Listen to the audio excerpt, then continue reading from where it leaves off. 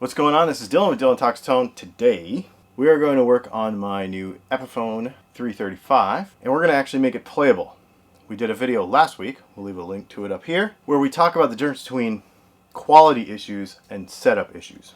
This guitar is fantastic, but actually right out of the box, or it didn't really come with a box or a case or anything, again, last week's video, it's not even playable.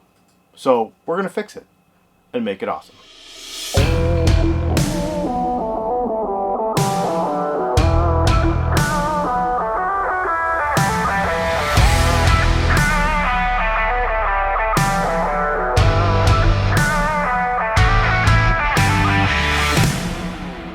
So a lot of times this stuff comes out of the box not really set up that well, and it's probably traveled thousands and thousands of miles.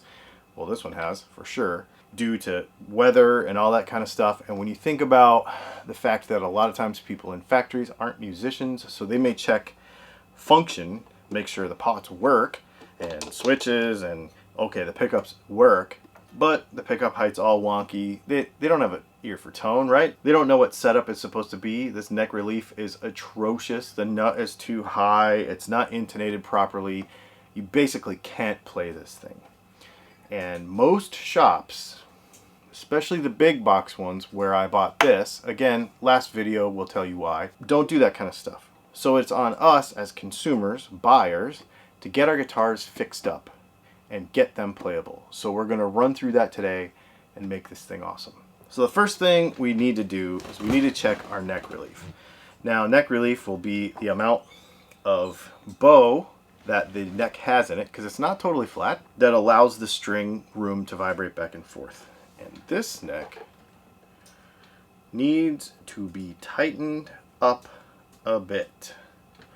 So we're going to do that. And I am going to time lapse some of this so that the boring parts are faster. Okay, so we have a lot of videos on this that you can go and watch of how to do it. But basically what we're going to do is we're going to fret the first fret and where it attaches to the body. And I want about 5/1000ths or a little more. This is a ton. Maybe a little more, like a business card, about halfway between right there. So that's a lot. So we're going to go ahead and tighten it up. When you tighten the truss rod, it brings the center of the fretboard up. Took about a quarter turn, and that's about perfect. Alright, I'm just going to double check it in playing position. Looks good. Now, we should say you check it in playing position and you check it with the guitar tuned to pitch. Okay, so you got to do that with the strings you're going to use, you know, the weight of strings and all that kind of stuff. Now we need to check this nut. Typically what I do with that is I fret it on the 3rd fret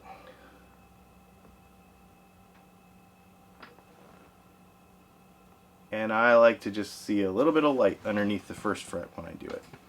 So that is going to come out of there. We're going to take our 46, we're going to pick our angle.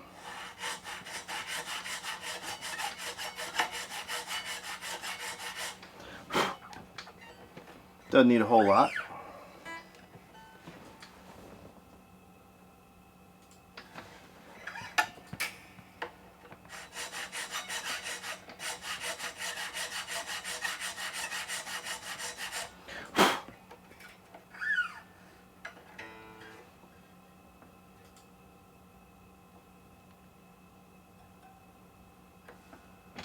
All right.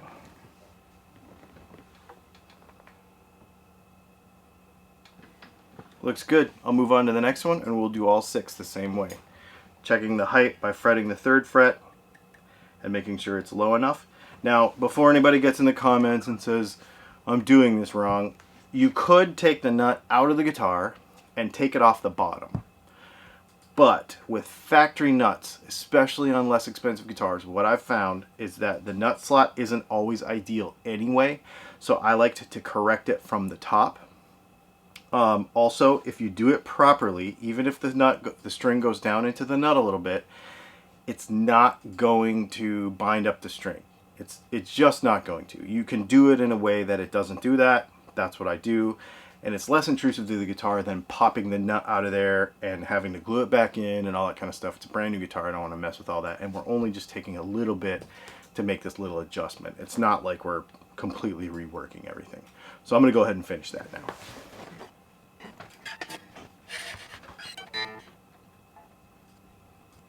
Okay, so it turns out actually the E and the A were really the only ones that really needed it. So it wasn't even terrible. And I literally just took 3 or 4 strokes of the file to get it right.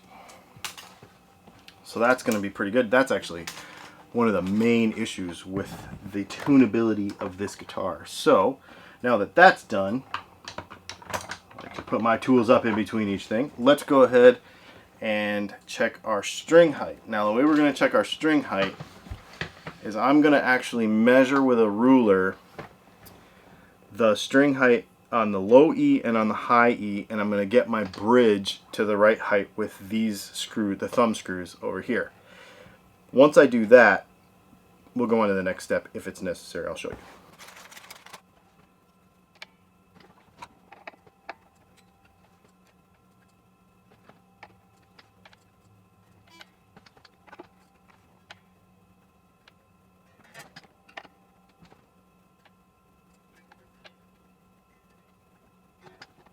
Okay, so now on some guitars, especially, well, on tunematic guitars, when you adjust this screw and this screw, it brings the bridge up and down as a whole. But on some less expensive guitars, the saddles are kind of all different heights, or maybe they don't fit the radius of the neck very much, the fretboard very much. So what you need to do is go measure, now that you've got the outer one set, so that sets like the tilt of it like so. The low E and the high E heights are set, but you don't know if these middle string heights are in the right spot. So you got to go check all the string heights of all the strings, and if one of them is too high, then you have to take a file and file down the saddle so that it is equal to all, you know, the right string height that you want, like 4/64 or whatever. What if you have one that's too low? On a metal, you can't put material back in the metal. So then what you would have to do is raise the saddles up, the whole bridge up, so that the lowest string over here is at the right saddle height. Adjust it as close as you can, and then file the ones that are too high down so that you have to do it one of 2 ways. This guitar is actually really good, so I'm not gonna mess with it. I feel like it's really, really close. Yeah, it's really good. I literally just adjusted the outer screws and everything was fine. So now what I need to do is I'm going to tune it all back up to pitch because I lowered it down so the guitar's all flat and out of tune. So I'm going to tune it back up to pitch, and then we're going to talk about intonation. Okay, so let's go ahead and set intonation on the guitar. We've got, it's pretty good. Everything is set up. We should mention that I put a new set of strings on it, like, to do all this. Use whatever weight of strings, brand of strings, everything that you're gonna play on the guitar before you do any of this, because the tension will change, and then it'll change everything. Okay, so this is pretty good. But now we need to set intonation, and this is the scariest part for a lot of people. But basically all we're gonna do is we're going to set the scale length of the guitar, and then we're going to compensate each string for the thickness of each string to be at the right scale length. That's all intonation really is. So let's do that. So first of all, tune the guitar all the way to pitch. We've got the Polytune 3 down there in its super accurate mode. Trying to be as accurate about this as possible, doing it in playing position, not laying down, because the weight of the guitar can change it. Trying to be super accurate here. Now, I'm going to fret the 12th fret. See how it looks a little sharp? I'm going to give you a little trick here. If the needle of the tuner goes that way, that's the way the saddle needs to go. If the needle of the tuner goes this way, that's the way the saddle needs to go. So, since we have, man, it is so close. But we're going to make it right. So, probably not very much.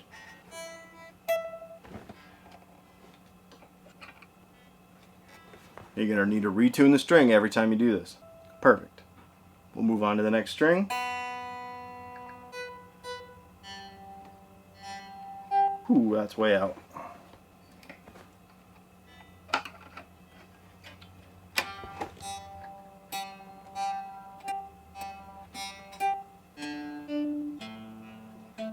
Okay, now see the A string is the opposite direction. Check this out. Now let's check the 12th fret. See how it went flat? Now that means the saddle needs to go this way.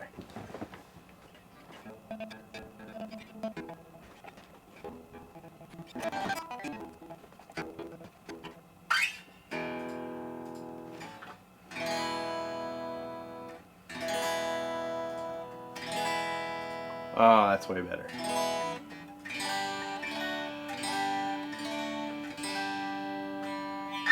Alright, so the next thing we need to do is let's plug it in and set these wacky pickup heights properly.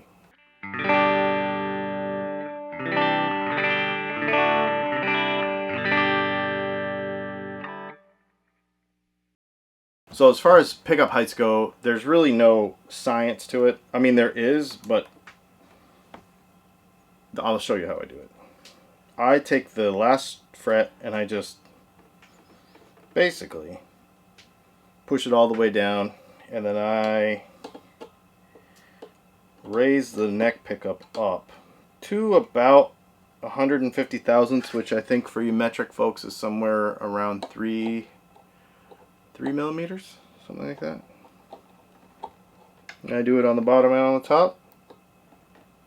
Alright, so let's check the neck pickup height, or the neck pickup, kind of how it sounds.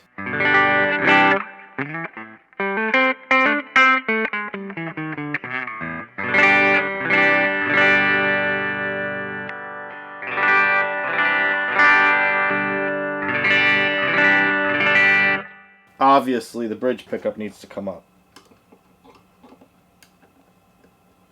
And honestly, this is just a personal taste. A lot of people like their bridge humbucker to be way hotter than their neck humbucker. I don't. I like them to be kind of equal. But that's personal taste, so just play with it.